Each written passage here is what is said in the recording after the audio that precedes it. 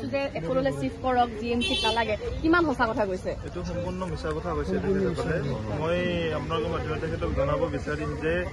মই অলপ কাহিনীটো কৈছো কেনেকুৱা কি হ'ল প্ৰথম আমি জিএমচিএইচত আছিলো তেতিয়া আহি পেলাই 5:30 মান বাজিছে প্ৰায় 3 মান বাজিছে মই আহিবলৈ 5:30 মান বাজিছে তেতিয়া ডক্টৰে তাক পেলাই থৈ দিছে পেলাই থৈ দি পেলাই কোনোবা এজনে কৈছে বালটো মৰিব আৰু এনেকুৱা মানে সেইটো ডক্টৰ এজনে এনেকৈ আচল কথা কোৱা নাই এতিয়ালৈকে কোনোবা ৱাৰ্ড গৈ মাতি আছে সিহঁতে নাই অহা এইজন ডক্টৰে কৈছে লৈ যা বালটো মৰিব নহ'লে এনেকৈ কৈছে এনেকুৱা সিহঁতৰ কি লৈ গ'ল তেনেকুৱা লৈ যোৱাৰ পিছত বহুত টাইম পিছত কোনোবা আহিছে লৈ গ'ল আমাক ইমান চিৰিয়াছ বুলি কোৱা নাই তেতিয়ালৈকে লৈ গ'ল লৈ গৈ পেলাই থৈ দিলে ইয়াতে আইচিউত থৈ পেলাই মানে আমি অলপ টাইম আছিলোঁ ডাঙৰ পৰাখিনিত তাৰপিছত আমাক সোমাব নিদিয়ে ডক্টৰ নাহে আৰু একবাৰ আহে আহি পেলাই যেনেকৈ 4টা বজাত আহি পেলাই আৰু গ'ল কোনোবা এটা 5টা বজাত সেইজন ডক্টৰে এটা টেষ্ট লিখি দিব তাক দাঙি লৈ আহোঁ তাৰ এখন হাত ভাঙি আছিলে তেতিয়া ডক্টৰে গমেই পোৱা তাতে হাত ভাঙিছে তাক যেতিয়া আমি ইক' কৰি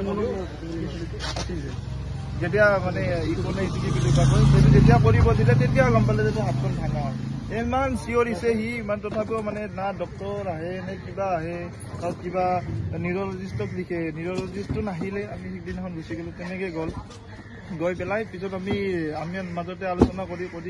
মামা মামীহঁতৰ লগত লাগি আমি তালৈ চিফ্ট কৰালোঁ কিন্তু আমি এইটোৱে বিচাৰিছিলোঁ যে কমচে কম তেখেতে আহি পেলাই সেইখিনি সময়তো কাৰণ পইচা পাতি তেনেকৈ নাথাকে পইচা থাকিলে সি কাম নকৰে কেতিয়াও এজন পঢ়া ল'ৰা তাৰপিছত আমি বিচাৰিছিলোঁ যে নন্দিনী কাশ্যপে আহি পেলাই এবাৰ হ'লেও যদি ক'লে হয় যে ইয়াৰ পৰা লৈ যাওঁ কাৰণ তেখেতসকলে আমাতকৈ অলপ বেছি এটেণ্ডেঞ্চটো পালে হয় মানে ইণ্টেনশ্যনটো পালে হয় ইয়াতে আহি পেলাই তো অভিজ্ঞ হয় তো তেওঁ আহিলেও ছাপৰ্টো দিলে হয় তো সি তেওঁ যদি ক'লে হয় যে আমি বেলেগ জেগাত লৈ যাওঁ হয়তো মেনকৈ হয়তো বোলে যিকোনো য'ত ভাল ট্ৰিটমেণ্ট হয়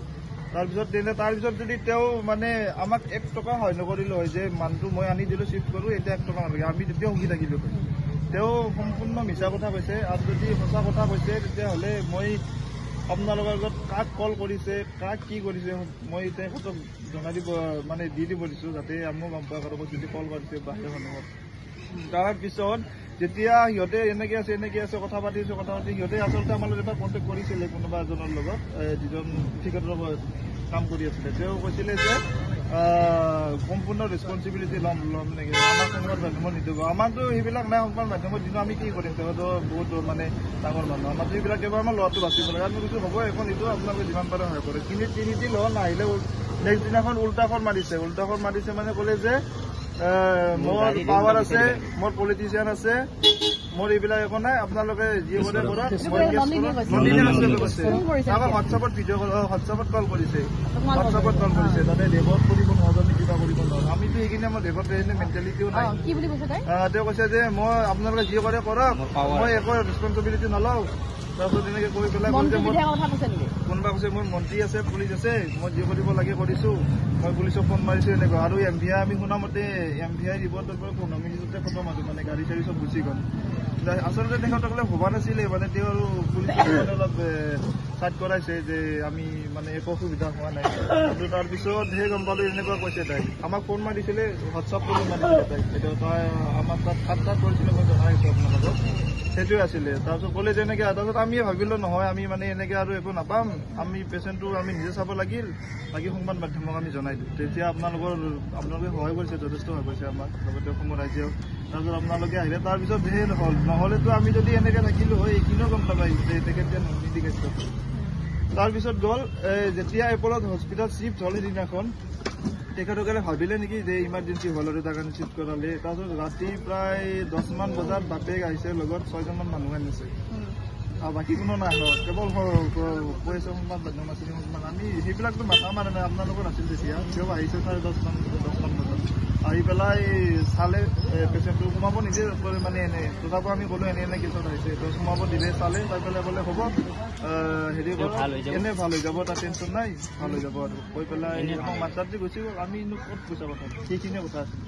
আৰু বাকী এইবিলাক যি কৈছে চব আৰু তেওঁ বাৰে এটা কথা কৈছিল কি এনেকুৱা সৰু সুৰা ঘটনা আমাৰ লগত ঘটিয়ে থাকে তাৰমানে আজি ধৰাত পৰিছে কাৰণে আমি গম পাইছোঁ অসমৰ ৰাইজে গম পাইছে সৰু সুৰা ঘটনাতে আগতে এনেকুৱা ঘটনা ঘটিছে আগতে এনেকুৱা ঘটনা ঘটাইছে তেওঁ বহুত মানুহ মাৰিছে চাগে আমাৰ এতিয়া প্ৰশ্ন গোটেই বহুত মানুহ মাৰিছে চাগে, কাৰণ তেওঁৰ অলৰেডি অভাৰ স্পীডত তেওঁৰ গাড়ীত চালান লাগি আছে আৰু তেওঁ বাৰে বাৰে তেওঁ নিজে বাইক দি আছে। আমি এনেকুৱা সৰু সুৰা ঘটনা আমাৰ লগত হৈয়ে থাকে, মানে আমি কি বুজিম, আপোনালোকে কি বুজিব? সংবাদ মাধ্যমত সৰু সুৰা ঘটনা হৈ আছে মানে তাক বহুত মানুহ মাৰিছে। এনেকুৱা চামিলৰ দৰে বহুত মানুহ তেওঁ মাৰিছে। ফকাছত অহা নাছিল, তেওঁ পৰা ফকাছত পৰা নাছিল কাৰণে তেওঁ অহা নাছিল। আৰু চামিউল আজি এটা পৰিয়ালৰ আজি পোহপাল দি আছে। তেওঁ পলিটেকনিকত লাষ্ট ইয়াৰ দিনত কলেজ কৰে, ৰাতি কাম কৰি এটা পৰিয়াল বহে। সেনেকুৱা চামিউল অসমত বহুত আছে আৰু এনেকুৱা ঘটনা যাতে পুনৰ আবৃত্তি নহয় তাৰ কাৰণে আমি অসম চৰকাৰক বা আৰক্ষী বিভাগক আমি তাতৰ অনুৰোধ জনাইছো। নন্দিনী কাশ্যপক অতি অনুমতি কমেও 20-25 বছৰৰ কাৰাদণ্ড দিব লাগে আৰু পৰিয়ালটো পোহপাল কৰাৰ কাৰণে মাকে কৈছে যে এতিয়াও আমি সহায় কৰিবলৈ আছো পৰিয়ালটো। কি সহায় কৰিব এতিয়া? এতিয়া মানুহটো মৰি যোৱাৰ পিছত কি কৰিব? যিটো মানুহ মৰি গৈছে সি এটা পৰিয়াল চলাইছে, এতিয়া পৰিয়াল ধ্বংস হৈ গ'ল। আজি নলবাৰীৰ কাৰণে, আজি অল অসমৰ কাৰণে এটা দুখৰ বিষয়। আমি যদিও ভাবা নাই অসমৰ মানুহে যথেষ্ট সহায় কৰিছে, আপোনালোকক যথেষ্ট সহায় কৰিছে, তাৰমানে এনেকুৱা মৰ্মান্তিক দৃশ্য আমি কেতিয়াও দেখা নাই। এটা 19 বছৰীয়া 2 মাহ হৈছে, যিটো ল'ৰাৰ 19 বছৰ 2 মাহ হৈছে, সি আজি ৰাতি কাম কৰি এটা পৰিয়াল চলাই আছে। দিনত কলেজ কৰে, ৰাতি কাম কৰে। গতিকে আপোনালোকে ভাবি সি কিমান কষ্ট কৰি এটা পৰিয়াল চলিছে, সেই পৰিয়ালটো ধ্বংস কৰিলে।